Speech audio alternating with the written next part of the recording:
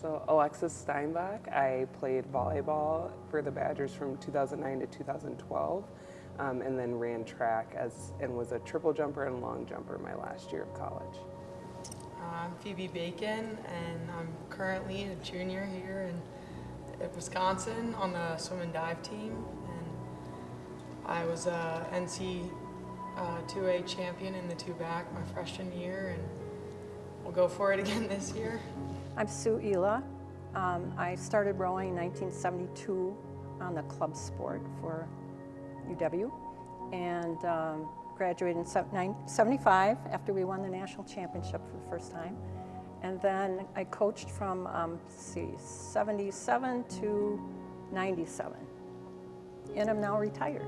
My name's Doug Moe. I wrote a book that was published earlier this year called The Right Thing to Do, Kit Saunders-Nordine and the Rise of Women's Intercollegiate Athletics at the University of Wisconsin and beyond. I talked a bit about, I got lucky with the publication of the book coming in 1972. Coming now, because I realized about a year out that if I could finish it in time, we'd be out in the 50th anniversary year of Title IX. And Sue, you were there when it passed. Can you talk about what things were like for you as a varsity athlete at the time? Well, or not varsity at the time. Yeah. There was no sport for rowing, or for women, really, when I started at UW. There were some intramural sports. I didn't really know about those yet at that time. I lived in the Lakeshore dorms. It turned out it was lucky that I met some other women who also were near the Lakeshore dorms or in them, and we could see the crews going out on the water every day. So it was fascinating to see the sport, and I know I was taken by it the minute I saw it. But one of the women I met had taken a dare from one of the guys who said, women aren't cut out for rowing. And she took that as a dare and started putting some signs up around the area. And that drew us all together. I think there were 28 of us at the first little meeting. And we determined we were going to start a club. And we did. There was very little traction at first because there was very little women's rowing anywhere around the country except on the coast. So it took some time. But I recall Kit Saunders. I was the one who would go down to Lathrop Hall, and we borrowed equipment. So we borrowed shorts and jackets and warm-ups and things. All of the girls' club sports borrowed equipment, and you would launder them and then bring them back. And that was what we had in the day. So that was the start. And of course, Title IX happened as we were doing this. Spring of '72, I believe, was when we had our first race. We won our first race, even though we were rowing in barge 8s and 4s. So that sort of gave us a little fire and encouragement. I think that it sort of sealed the deal for us. We can do this. We just proved it.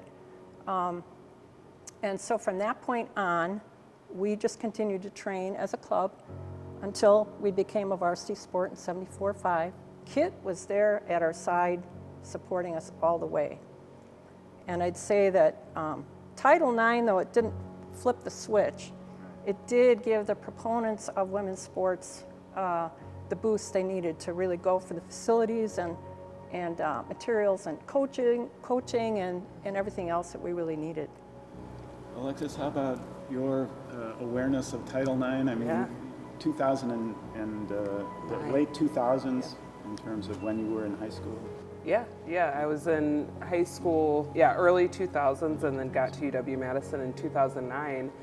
And my recollection really of Title IX was just knowing that it gave women the ability to play sports, but I never understood like the depth of it, and hearing stories about the pioneers who actually put it into action. To think about what it would have been like growing up and not having sport as an option or organized sports is really interesting to think about. When I got to UW-Madison, I really felt like they talked about Title IX, but more as a signal of we're treating our women's sports in the same way and trying to gain equity as we are with our revenue generating sports or some of the men's sports, but there wasn't really that equity. We didn't always know that or recognize that, but as we went through, little bits and pieces would pop up when you look at the difference of what a locker room looks like or what kind of gear we get versus what someone else is getting.